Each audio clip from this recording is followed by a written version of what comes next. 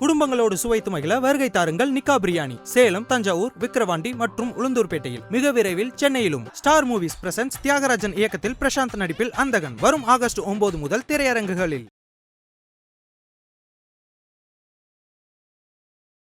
இந்த நிலச்சரிவுக்கான முக்கிய காரணம் மனிதனுடைய தவறுதான் காரணம் அப்படின்னு நீங்க நினைக்கிறீங்க? ஆமா, நிச்சயமாக இது மனித செயல்பாட்டினுடைய தவறு அப்படிங்கிறத. அந்த மலை தன்னுடைய இயல்புத்தன்மை இழந்து விட்டது அப்படிங்கிறத புரிஞ்சுக்கணும். அப்படின்னா அங்கே என்ன நடந்திருக்கு? பிரிட்டிஷர்ஸ் இங்கே உள்ள வரும்போது நடந்த மாற்றங்கள் தான். ஆங்கிலேயர்கள் இங்கே வந்தபோது என்ன பண்ணாங்கன்னா, இந்த வயநாடு வந்து அவங்க கேப்சர் பண்ணுறாங்க.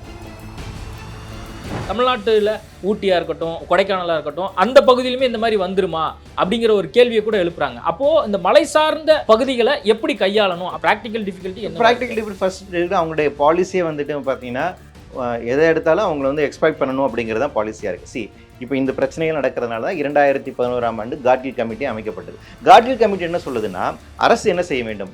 நீங்கள் வந்து ஒரு உற்பத்தி முறையை கையாளுங்க, ஒரு வளர்ச்சி திட்டத்தை வந்து வச்சிருக்கீங்க, ஆனால் அதை அப்படியே இங்கே நடைமுறைப்படுத்த முடியாது. இந்த மலையை பொறுத்த வரைக்கும் அப்படி நடைமுறைப்படுத்தினா இந்த மலை அழிந்து விடும் அப்படின்னு அவங்க கண்டுபிடிக்கிறாங்க. கஸ்தூரிரங்கன் கமிட்டி வந்து என்ன பண்ணுறாங்க, காட்கில் கமிட்டியோட ரிப்போர்ட் வந்து பார்த்தீங்கன்னா, என்டையர் 6 ஸ்டேட்ஸில் 6 மாநிலங்களிலும் இருக்கக்கூடிய இந்த மேற்கு தொடர்ச்சி மலையில் 1,55,000 ஸ்கொயர் மீட்டர் அளவிலான நிலப்பகுதி பாதுகாக்கணுங்கிறது அவருடைய ரெக்கமெண்டேஷன். அதை சுருக்கி கஸ்தூரிரங்கன் என்ன சொல்றாருன்னா, 55,000 ஸ்கொயர் கிலோமீட்டர் நிலங்களை மட்டுமாச்சு குறைஞ்சபட்சம் பாதுகாருங்க அப்படின்னு ரெக்கமெண்டேஷன் கொடுத்தாங்க.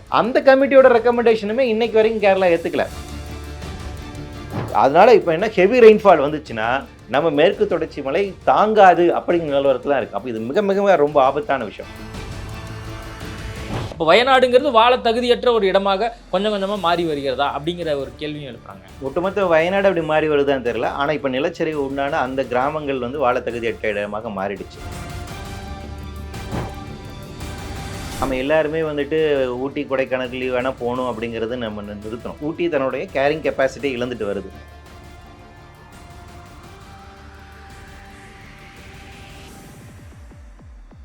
ஐபிசி தமிழ் நேயர்களுக்கு வணக்கம். இன்றைய நேர்காணலில் நம்மோடு இணைந்திருப்பவர் பூவுலகின் நண்பர்களைச் சேர்ந்த வழக்கறிஞர் வெற்றிச்செல்வன் அவர்கள். வணக்கம் சார். வணக்கம். வயநாட்டில் அந்த நிலச்சரிவு விஷயத்தை நம்ம தொடர்ந்து பார்த்துட்டே வரோம். நம்ம பேசிட்டு இருக்கக்கூடிய தருணத்தில் 300க்கும் மேற்பட்டோர் வந்து இறந்துருக்கிறாங்க. இன்னும் நிறைய பேரை காணோம் அப்படிங்கிற செய்திகள் வந்துட்டு இருக்கு. கிட்டத்தட்ட ஒரு 500க்கும் மேற்பட்டவர் வந்து இறக்கலாம், அந்த மாதிரி ஒரு சூழல் தான் தற்போது இருந்துட்டு இருக்கு அப்படின்னு சொல்றாங்க. 4வது நாளாக வந்து பணிகள் வந்து ரொம்ப தீவிரப்படுத்தி அரசாங்கங்கள் பல்வேறு விஷயங்களை வந்து பண்ணிகிட்டே இருக்கிறாங்க. இந்த நிலச்சரிவுக்கான முக்கிய காரணம் மனிதனுடைய தவறு தான் காரணம் அப்படின்னு நீங்கள் நினைக்கிறீங்க? ஆமாம், நிச்சயமாக இது மனித செயல்பாட்டினுடைய தவறு அப்படிங்கிறதான ஆஸ் அ ஹோல் ஒரு ஸ்டேட் மிஷினரியோட ஃபெயிலியர் அப்படின்னு. இப்போ தனி இண்டிவிஜுவல்ஸை வந்து ப்ளேம் பண்ணுறத விட காமன் பப்ளிக்கை வந்து நம்ம வந்து ப்ளேம் பண்ணுறதோ ஸ்டேட்னுடைய ஃபெயிலியர் அப்படின்னு பார்க்கலாம். அது எல்லாத்தையும் தாண்டி இதற்கு பின்பாக இருக்கக்கூடிய நம்மளுடைய பொருளாதார உற்பத்தி முறை, இந்த எக்கனாமிக்கல் ஆக்டிவிட்டீஸ் இருக்கு இல்லைங்களா, அதுதான் இதுக்கான மேஜரான காரணம். ஸோ அந்த வகையில் மனித செயல்பாடு அப்படிங்கிறது எல்லாரையும் நம்ம சொல்லிட முடியாது.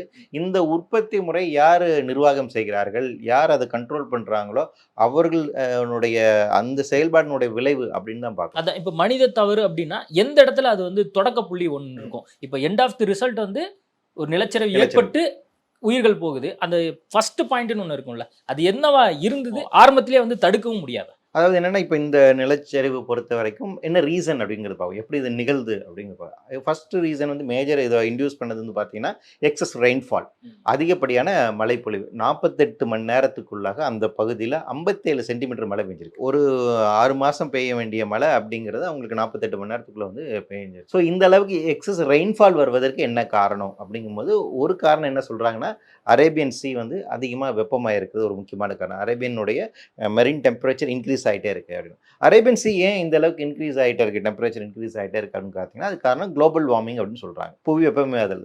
பூமி ஏன் சூடாகி கொண்டிருக்கிறது அப்படிங்கிறதுக்குன்னா, ஃபாசில் ஃபியூயலை கடந்த ஒரு 300-400 வருடங்களாக தொடர்ச்சியாக எரித்ததனுடைய ஒரு பக்க விளைவு இந்த பூமி சூடாகி கொண்டிருக்கிறது. பூமியை சுற்றிக்கு இன்றைக்கி வந்து பார்த்திங்கன்னா கரியமில வாயுகள், அந்த கார்பன் டை ஆக்சைடு வந்து அதிகமாக சேர்ந்துருக்கு. அதனால அதிகமாக ஹீட் வந்து ட்ராப் ஆகுது. சரி, இதுக்கு யார் பொறுப்பு? அப்படிங்கிற கேள்வி வருதுங்களா? அப்போ எல்லாம் இந்த இடத்துல பூமியில் இருக்கக்கூடிய எல்லா மனிதர்களும் நாம் குற்றம் சாட்ட முடியுமா? உங்களுடைய தாத்தாவும் என்னுடைய தாத்தாவும் குற்றம் சாட்ட முடியும்? நிச்சயம் கிடையாது. கடந்த 300-400 வருஷங்களா உங்களோட மூதாதையர் நம்மளுடைய மூதாதையர்கள் யாருமே இங்கே வந்து பெரிய அளவுக்கு நிலக்கரிகள்லாம் ஒன்றும் பெருசாக ஒன்றும் எரிக்கல. பெட்ரோல் டீசல்லாம் வந்து நாமெல்லாம் ஒன்றும் கண்டுபிடிக்கல. இயற்கைக்கு இசைந்த ஒரு வாழ்முறை அப்படிங்கிறத நம்ம வந்து மேற்கொண்டு எல்லா பழங்குடிகளுமே அப்படி தான் இருந்தாங்க. ஆனால் மேற்கத்திய நாடுகளில், குறிப்பாக மேற்கு உலக நாடுகளில் வந்து பார்த்தீங்கன்னா இந்த மாற்றம் அவர்கள் அங்கே தான் நிகழ்து. ஸோ 15th செஞ்சுரியிலேருந்து பார்த்தீங்கன்னா கலோனியல் தேவைகளுக்காக அப்போ இருந்த வந்து பிரிட்டனாக இருக்கட்டும், பிரான்ஸ், ஸ்பெயின், டச் இவங்க எல்லாம் என்ன பண்ணுறாங்க, 3ஆம் உலக நாடுகளை போய் கொள்ளையடிக்க ஆரம்பிக்கிறாங்க. அங்கே இருக்கக்கூடிய இயற்கை வளங்களை மாற்றி அமைக்க ஆரம்பிக்கிறாங்க. கொஞ்சம் கொஞ்சமாக அந்த மாடர்னிசத்தை வந்து அவங்க வந்து வளர்த்தெடுக்கிறாங்க. ஸோ அந்த ஒரு ஆரம்ப புள்ளி என்ன எதில் போய் முடியுதுன்னா இண்டஸ்ட்ரியல் ரெவல்யூஷனில் போய் முடியுது. இண்டஸ்ட்ரியல் ரெவல்யூஷன் வந்ததுக்கு பின்பாக பார்த்தீங்கன்னா நிலக்கரியினுடைய பயன்பாடு இன்னும் அதிகமாகிறது. அது பயங்கரமாக ரெவல்யூஷனரி பண்ணி ரொம்ப அதிகமாக கொண்டு போகிறாங்க. அதற்கு பின்பாக தான் கேபிட்டலிஸ்டிக் சிஸ்டம் ஆஃப் ப்ரொடக்ஷன் அப்படிங்கிறது உருவாகுது. அப்போ என்னென்னா இன்னைக்கு குளோபல் வார்மிங் உருவாகுவதற்கு காரணமாக இருப்பது இந்த அடிப்படையான இந்த மாற்றங்கள் தான், இந்த செயல்பாடுகள் தான். இந்த செயல்பாடுகளை செய்தது மேற்கு உலக நாடுகள் தான். ஸோ அந்த மனித இன்டர்வென்ஷன் அப்படிங்கிறது அங்கே இருக்குது. ஃபர்ஸ்ட் பிரச்சனை. ரெண்டாவதாக இருக்கக்கூடிய இவ்வளவு குறைந்த காலகட்டத்தில் இவ்வளவு அதிகமான மழைப்பொழிவை தாங்கிக் கொள்ளக்கூடிய திறன் வந்துட்டு மேற்கு தொடர்ச்சி மலைக்கு இல்லையா அப்படின்னு பார்க்கும்போது வந்து பார்த்தீங்கன்னா அந்த மலை தன்னுடைய இயல்புத்தன்மை இழந்து விட்டது அப்படிங்கிறத புரிஞ்சுக்கணும். இப்போ மேற்கு தொடர்ச்சி மலை தோன்றி ஏறத்தாழ ஒரு 15 கோடி வருடங்கள் இருக்கலாம். இந்த பூமி தோன்றி ஏறத்தாழ 450 கோடி வருடங்கள் ஆயிடுச்சு. 4.5 பில்லியன் இயர்ஸ் அப்படின்னு நம்ம சொல்லுவோம். அதில் வந்து இந்த மேற்கு தொடர்ச்சி மலை வந்து பார்த்தீங்கன்னா இந்தியா இன்றைய இருக்க நிலைமைக்கு முன்னாடியே ஆப்பிரிக்காவும் இந்தியா ஒன்றாக இருந்த ஒரு அந்த காலகட்டத்திலே தோன்றிய ஒரு மலை. இன்னும் சொல்லப்போனால் அது ரெண்டும் பிரிகின்ற போது உருவான ஒரு மலை. ஸோ அப்போ இது வந்து பல மில்லியன் வருடங்கள் பழமையானது. அவ்வளவு பழமையாக இருக்கக்கூடிய இந்த மேற்கு தொடர்ச்சி மலையினுடைய பாறைகள் பார்த்தீங்கன்னா ரொம்ப கடினமாக இருக்கக்கூடிய பாறைகள். ப்ரீ கேம்பேரியன் ராக்ஸ்ன்னு சொல்லுவாங்க, கர்கோனைட்ஸ் ராக்னு சொல்லுவாங்க. இது எல்லாமே அவ்வளவு அந்த ராக் ஃபார்மேஷனே ரொம்ப கடினமாக இருக்குது.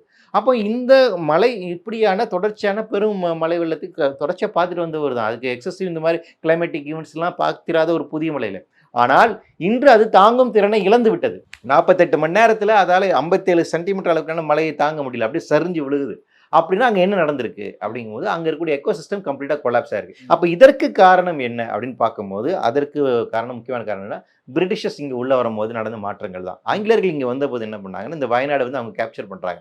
அது வரைக்கும் பழங்குடிகள் அங்கே இருந்த ஒரு முக்கியமான, இன்றளவிலுமே பழங்குடிகள் கேரளாவில் இருக்கக்கூடிய 18% பழங்குடிகள் அங்கே தான் இருக்காங்க. முக்கியமான பழங்குடிகளுக்கான நிலப்பகுதியாக அது வந்து இருக்குது. பழங்குடிகளுடைய நிறைய முக்கியமான நாகரிகங்கள் அங்கே இருக்குது. கேவ் பெயிண்டிங்ஸ் எல்லாமே இருக்குது. அந்தளவுக்கு முக்கியம்.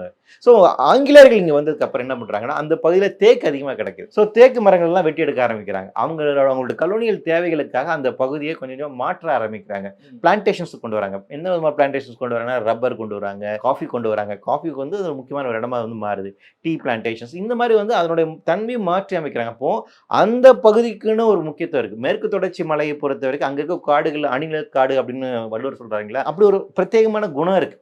ஷோலா ஃபாரஸ்ட் அப்படிங்கிறது ஆங்கிலத்தில் சொல்லுவாங்க. அப்போ அந்த ஷோலா ஃபாரஸ்ட் பார்த்தீங்கன்னா மேல் புறத்தில் வந்து பார்த்தீங்கன்னா புல்வெளிகள் அதிகமாக இருக்கும். இந்த புல்வெளிகள் வந்து ஸ்பாஞ்ச் மாதிரி வேலை செய்யும். மலையை அப்படி உள்வாங்கி கொண்டு அப்படி தண்ணீர் சேகரிச்சு தரும். ஏன்னா இமயமலை மாதிரி அங்கே பனிப்பாறை இருக்குது, உருகுது, அதுலேருந்து தண்ணி வருது, அவ்வளோ நதிகள் உண்டாகுது. ஆனால் மேற்கு தொடர்ச்சி மலையில் எங்கே பனி இருக்குது, எப்படி அப்போ இவ்வளோ நதிகள் உண்டாகுது? என்னென்னா இந்த புல் தரைகள் இருக்கு இல்லைங்களா, இதுதான் இந்த புல் சமவெளிகள் தான் வந்து இந்த மலையை உள்வாங்கி கொண்டு தண்ணீரை நமக்கு வந்து தருது.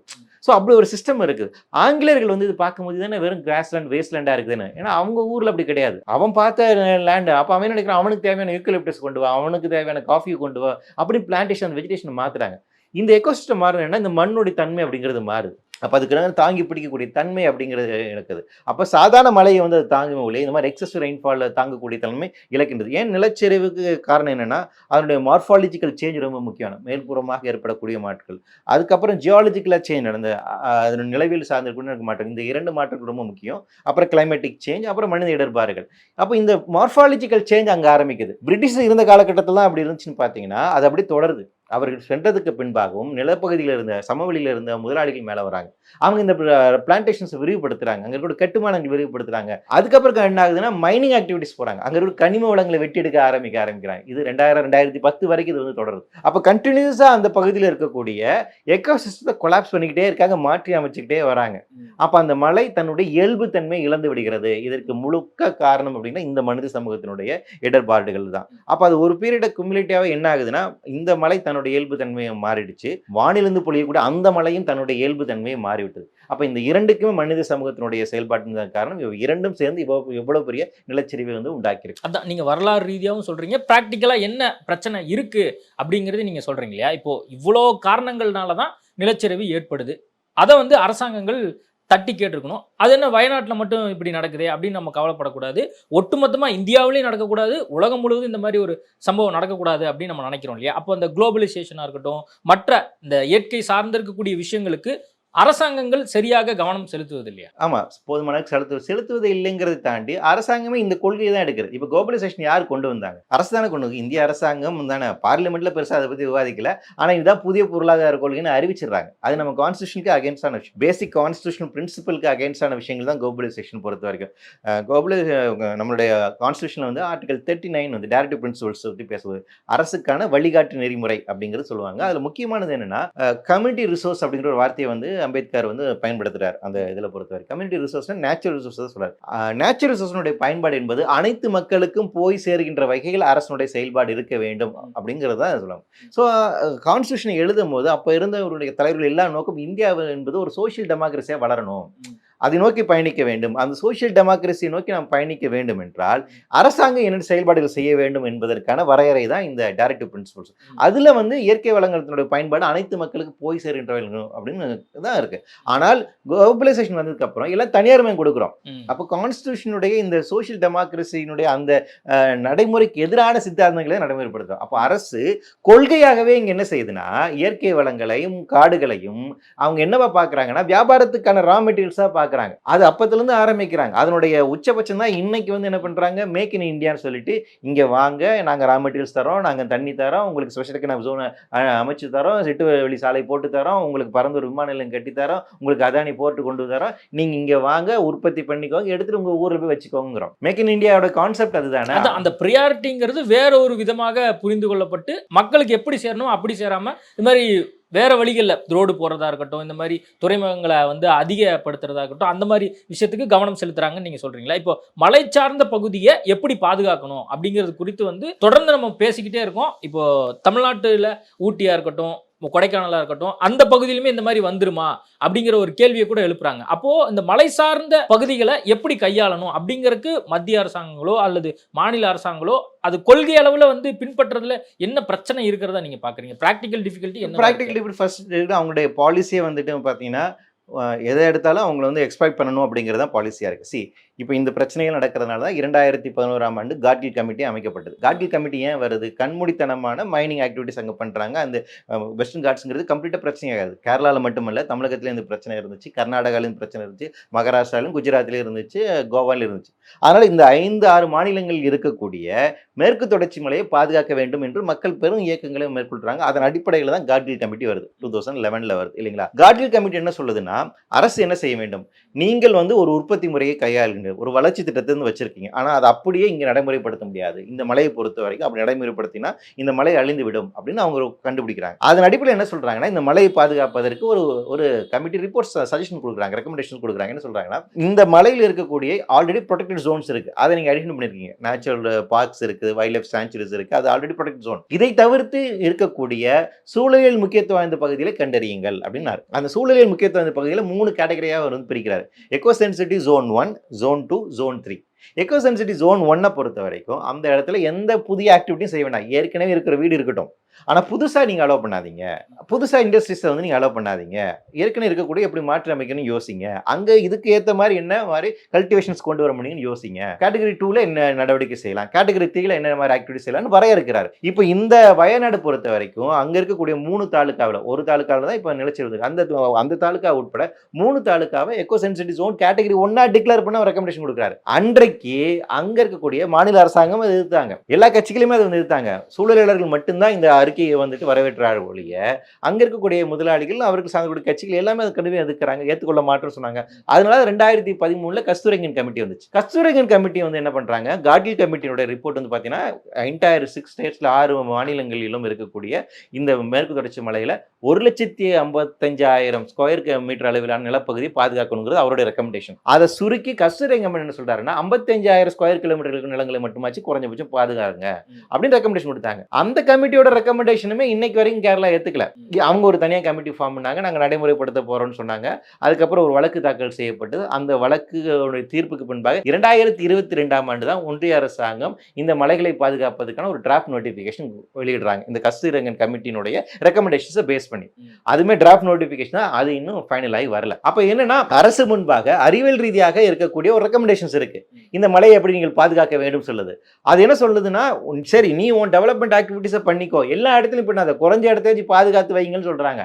அதை கூட செய்வதற்கு இந்த அரசுகள் தயாரா இல்லைங்கிறது அடிப்படையான பிரச்சனை. அப்ப என்னன்னா 5 மாநிலம், இந்த கோவா உட்பட சேர்த்தோம்னா 6 மாநிலங்களுக்கு இருக்கக்கூடிய பிரச்சனை. இது எல்லா இடத்துலையுமே இந்த நிலச்சரிவு வருவதற்கான வாய்ப்பு இருக்கு. எக்ஸஸ் ரெயின்ஃபால் எங்கெங்கெல்லாம் வருதோ அங்க இந்த பிரச்சனை வரும். நீலகிரியில இந்த மாதிரி எக்ஸஸ் ரெயின்ஃபால் வந்துச்சு, ஒரு 2-3 வருஷம் முன்னாடி 37 சென்டிமீட்டர் மழை கடுமையான நிலச்சரிவு உண்டாச்சு. அதனால இப்ப என்ன, ஹெவி ரெயின்ஃபால் வந்துச்சுன்னா நம்ம மேற்கு தொடர்ச்சி மலை தாங்காது அப்படிங்கிற நிலவரத்துல இருக்கு. அப்ப இது மிக மிக ரொம்ப ஆபத்தான விஷயம். அப்ப அதை புரிந்து கொள்ள வேண்டும். அப்ப இதை புரிந்து கொண்டு செயல்படுத்த வேண்டும் என்றால் அரசு ஆல்ரெடி ஒரு பாதி வழக்கு முடிச்சுன்னா முழுசா படிக்கணும். ஆனால் இங்க என்ன சிக்கல்னா, கொள்கை ரீதியாக ஒரு மாற்றம் வேண்டும். கொள்கை ரீதியாக மாற்றம் இல்லாமல் இது எப்படி நடைமுறைப்படுத்துவது? கொள்கை ரீதியாக மாற்றம் அப்படிங்கிறது என்ன அப்படின்னா, நீங்க இந்த மாதிரி இயற்கை வளங்களை ஒரு மோனோபொலி நேஷன் நீங்க அலோவ் பண்ண முடியாது. அது எல்லாருக்கும் பொது சொத்துவாக எப்படி கொண்டு போவதுன்னு நம்மளுடைய உற்பத்தி முறை, நம்மள எக்கனாமிக்ஸ்ல இருக்கக்கூடிய பிரச்சனை. அரசு பொருளாதார ரீதியாக அந்த ஒரு மாற்றத்தை முன்னெடுக்காமல், அந்த பொருளாதார சிந்தனையில் ஒரு மாற்றத்தை முன்னெடுக்காமல் இதை வெற்றிகரமாக நடைமுறைப்படுத்துவது என்று சிக்கலுக்குரியதுதான்.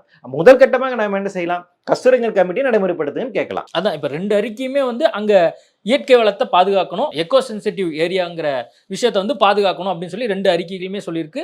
அதே மாதிரி கொள்கையிலுமே சில மாற்றங்கள் கொண்டு வரணும் அப்படின்னு சொல்லி நீங்க சொல்றீங்க இல்லையா? அப்போ வயநாட்டில் இனிமேல் மக்கள் நார்மலா அப்போ டிராவலே பண்ண முடியாதா?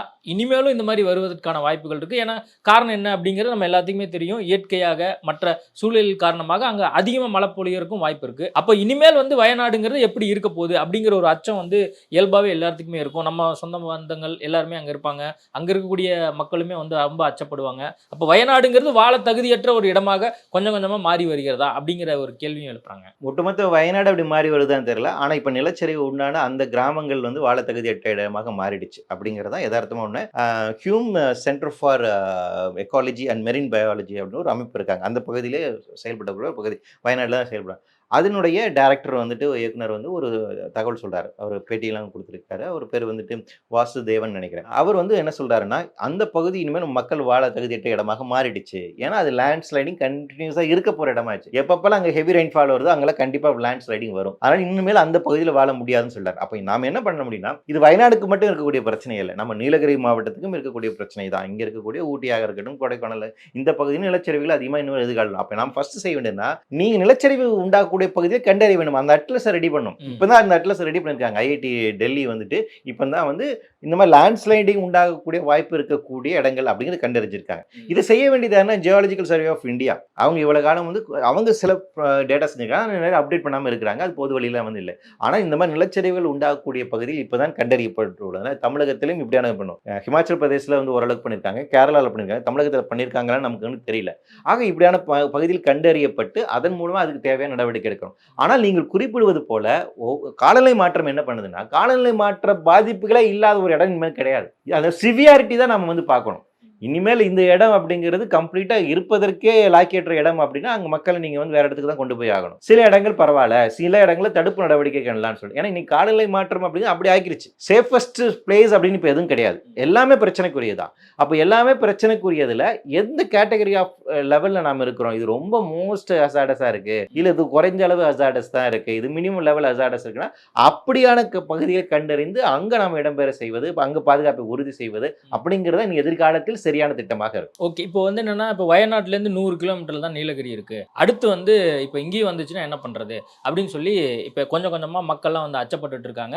அங்கேயுமே கனமழை ஒரு சில நாட்களாக பெஞ்சதையும் பார்த்தோம். அதே மாதிரி வால்பாறை, மற்ற இடங்கள் மலை சார்ந்து இருக்கக்கூடிய பகுதிகள், மேற்கு தொடர்ச்சி மலையிலும் இதே மாதிரி மண் சரிவெல்லாம் வருவதற்கு வாய்ப்புகள் இருக்கு. ஆல்ரெடி ஒரு சில இடங்கள்ல வந்திருக்கு அப்படின்லாம் கூட சொல்றாங்க. இப்போ தமிழ்நாடு அரசு அது மட்டும் இல்லாம அங்க இருக்கக்கூடிய மக்களுக்கு நம்ம விழிப்புணர்வா நம்ம என்ன சொல்லணுங்க? என்ன சொல்லணும்னா இப்போ வந்து இந்த டிசாஸ்டர் மேனேஜ்மெண்ட் பொறுத்த வரைக்கும் இது பஞ்சாயத்து லெவல்லேருந்து நம்ம செய்ய வேண்டிய ஒரு விஷயம். ஒவ்வொரு மாவட்டம் ரீதியாக பேரிடர் மேலாண்மை அப்படிங்கிறது அதுக்கான தனியான பிளான் அப்படின்னு வச்சுக்கோங்க. அதை அப்டேட் பண்ணணும், பீரியாடிக்கலி நம்ம அப்டேட் பண்ணணும். ஒரு மாவட்டம் எடுத்துக்கொண்டால் அதனுடைய வல்னரபிலிட்டி அசஸ்மெண்ட் வேணும். எந்த மாதிரி டிசாஸ்டர் இங்கே வருவதற்கான வாய்ப்பு இருக்குது, காலநிலை மாற்றத்தின் காரணமாக என்ன பாதிப்புகள் உண்டாகுவதற்கான வாய்ப்பு இருக்குது, அங்கே எங்கள் பகுதியில் எந்த மக்கள் இருக்கிறாங்க, யார் இதில் ரொம்ப அதிகமாக பாதிப்புகளாக கூடிய மக்களாக இருக்காங்க, அவர்கள் எப்படி பாதுகாப்பது, அதுக்காக என்ன நடவடிக்கை மேற்கொள்ள வேண்டும் என்பதற்கான திட்டமிடுதல் வேண்டும். இது பஞ்சாயத்து லெவல் வரைக்கும் நம்ம கொண்டு. இப்போ கேரளாவில் பொறுத்த வரைக்கும் அங்கே அந்த சொசைட்டியில் இருக்கவங்க அவங்க தான் சொல்கிறாங்க, நாங்கள் வந்து பஞ்சாயத்து லெவலில் ஒர்க் பண்ணி மக்களுக்கு ஆபத்துகளை நாங்கள் அந்த அலார்மிங் சிஸ்டத்தை வந்து கொடுக்குறோம், அப்படி தான் அவங்களை வெளியேற்ற முடிஞ்சுது அப்படின்னு சொன்னால் ஒரு 2 கிராமத்து மக்கள் அப்படி தான் வெளியேற்றிருக்காங்க. ஸோ அந்த பஞ்சாயத்து லெவலில் போய் நீங்கள் ஒர்க் பண்ணால் தான் டிசாஸ்டர் மேனேஜ்மெண்ட் அப்படிங்கிறது ஒர்க் அவுட் ஆகும்.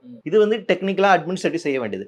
இரண்டாவது, மக்களுக்கான ஒரு விழிப்புணர்வு வேணும். என்னோட பகுதியில் என்ன மாதிரி வந்து பிரச்சனை உண்டாகக்கான வாய்ப்பு இருக்குது, அவற்றுக்கு அரசாங்கம் என்ன செஞ்சிருக்குன்னு நாம கேட்கணும். ஃபர்ஸ்ட் நான் ஒரு டிஸ்ட்ரிக்ட்ல இருக்கிறேன் அப்படின்னா என்னோட டிஸ்ட்ரிக்ட்ல இதெல்லாம் வேணப்பட்டு என்னோட டிஸ்ட்ரிக்ட்ல வந்து லேண்ட் ஸ்லைடிங் வரும் அப்படின்னா நிலச்சரிவை தடுப்பதற்காகவும் அல்லது தடுத்தால் பாதிப்புகளை குறைப்பதற்குமான அரசு என்ன கொள்கைகள் வைத்திருக்கு, என்ன திட்டங்கள் வச்சிருக்கு, என்ன அமைப்புகள் வச்சிருக்கு நாம வந்து கேட்கணும். பேசிக்கா அதை நீங்க உறுதி செய்யணும்ல. அதற்கு பின்பாக தனி மனிதனாக நாம் என்ன செய்ய முடியும் அப்படிங்கிறது யோசிக்கணும். அப்போ இந்த 2 நிலையும் தான் நீங்க யோசிக்கணும். ஸ்டேட்டோட சேர்ந்து அரசோட சேர்ந்து நாம் எப்படி செயல்படுது, தனி மனிதனாக எப்படி நாம் செயல்படுது, சமூகமாக நாம் எப்படி செயல்படுது அப்படிங்கிற இந்த பார்வை அப்படிங்கிறது இதன் அடிப்படையில் இருந்தால் நாம் பாதுகாத்து கொள்ள முடியும். அதான் இப்போ தமிழ்நாடு அரசாங்கம் வந்து இப்போ இனிமேல் நம்ம அந்த மலை சுற்றி இருக்கக்கூடிய பகுதிகள், அதாவது குறிப்பாக வால்பாறை, அதே மாதிரி பொள்ளாச்சியில், அது மட்டும் இல்லாமல் வந்து பார்த்தீங்கன்னா ஊட்டியில், கொடைக்கானலில், அங்கே வந்து மலை சார்ந்து இருக்கிறதுனால இனிமேல் இதை ஒரு பாடமாக வைத்துக்கொண்டு அரசாங்கமோ அல்லது உங்களை மாதிரியான சூழல் ஆர்வலர்களோ அவங்களுக்கு நம்ம விழிப்புணர்வு ஏற்படுத்தணும்னா நீங்கள் என்ன ஒரு சஜஷனாக சொல்லுவீங்க? அவங்கள விட நமக்கு வந்து விழிப்புணர்வு வேணும். நாம் எல்லாருமே வந்துட்டு ஊட்டி கொடைக்கானல் வேணால் போகணும் அப்படிங்கிறது நம்ம நிறுத்தணும். ஊட்டி தன்னுடைய கேரிங் கெப்பாசிட்டி இழந்துட்டு வருது. ஸோ அதனால தான் மதுரை உயர்நீதிமன்றம் கூட வந்துட்டு ஒரு வழக்கில் வந்துட்டு ஊட்டியினுடைய கேரிங் கெப்பாசிட்டி என்ன அப்படிங்கிறது ஆய்வுக்கு உட்படுத்துங்கன்னு சொல்லியிருக்காங்க.